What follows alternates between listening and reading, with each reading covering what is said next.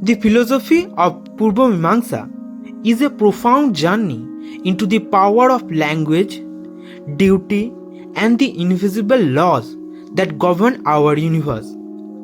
To understand Mimamsa is to understand a world where the word is supreme and action is the highest form of spiritual expression.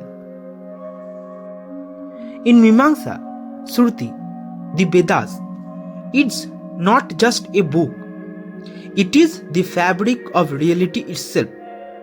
Mimamsakas argue that the Vedas are Apauruseya, meaning they have no author. They are not written by human, nor are they composed by a god. They are eternal vibrations that have always existed. The importance of Sruti lies in its Sato-pramanno, self-validity. Just as light does not need another light to be seen, the Vedas does not need external proof to be true. They are the only source of knowledge for things beyond our five senses, specifically regarding the unseen consequence of our action. The Mimamsakas are obsessed with linguistic precision. They realize that if you do not categorize sentences, you will not know how to act. They divide the Vedic text into 5 categories, creating a user manual for existence. First, Vidhi, the commands. Second, Mantra, the tools for meditation. Third, Namadheya, the levels, or we can say name of a specific ritual. Fourth, Nisedha, the warnings. Fifth, Arthavada, the inspiration.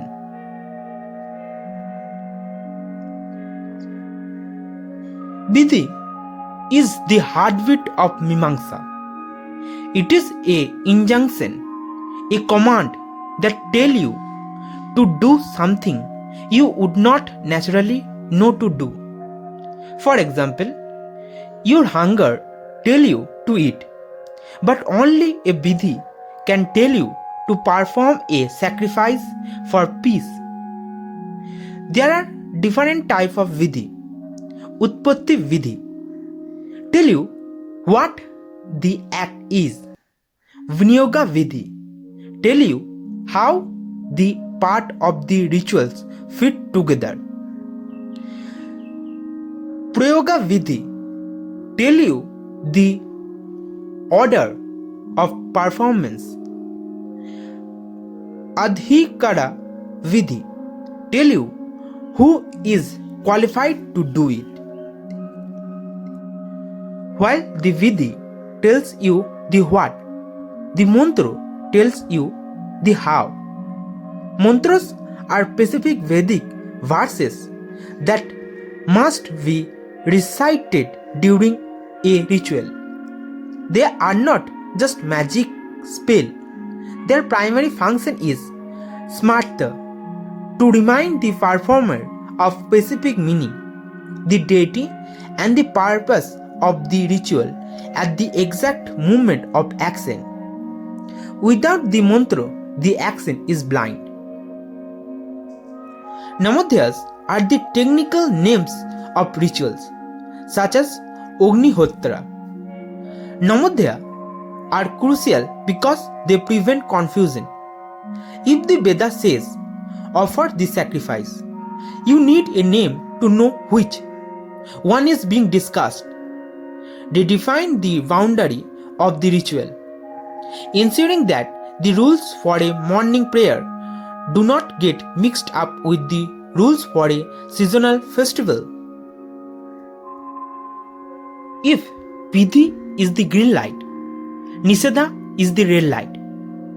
These are sentences that turn a person away from harmful action. The philosophy here is that avoiding certain act is just as important as performing other. By obeying a Nisedha, you avoid the creation of negative, unseen result that would lead to suffering or a lower state of being. Arthavada is the portion where the Vedas get poetic. Arthavada includes stories, praise of God, or even the history of ancient sages. Mimamsa says this should not be taken as literal scientific fact, but rather as pursuers.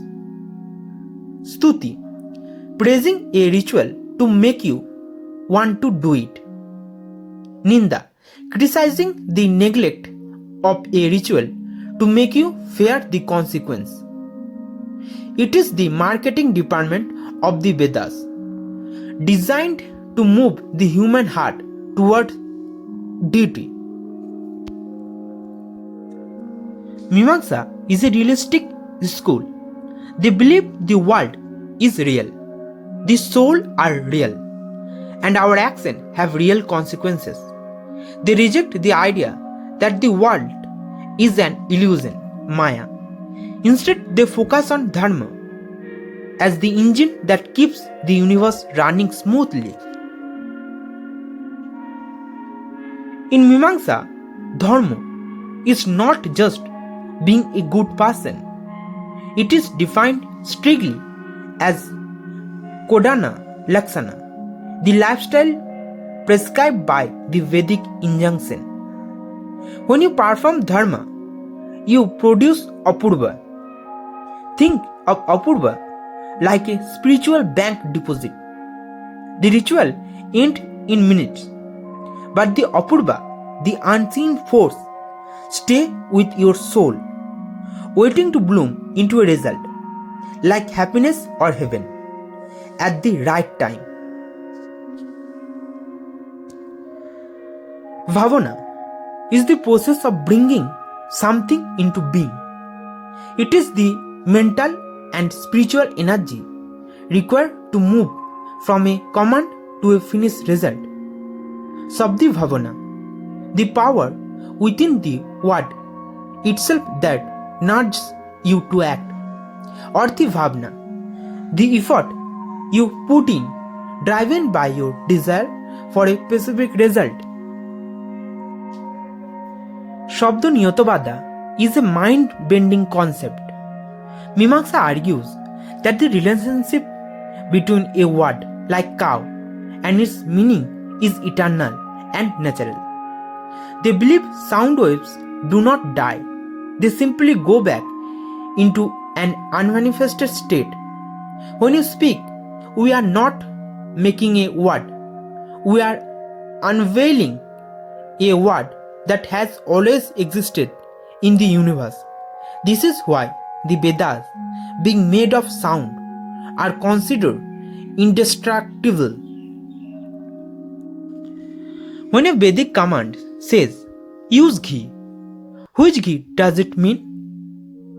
All the ghee in the world? Or only one specific jar? Jatisaktivada says that words refer to the Jati, the universal class or essence. The word tree refers to the treeness that exists in every tree. This makes the Vedas timeless because they refer to the essence of thing. Their instruction never become obsolete, regardless of how the physical world changes. Purva Mimamsa is a philosophy of rigorous discipline. It teaches us that we live in a structured universe where our actions matter. By following the eternal sound of the Veda, classifying our duties, and understanding the power of our own effort, Bhavana, we align ourselves with the cosmic order. It is a path of salvation through action, providing that the way we live our lives and perform our duties is the highest form of worship. If you are still watching, I hope you are finding this content useful. Please like and share this video, subscribe to the channel and share your thought in the comment. Your support motivates me to create even more content like this.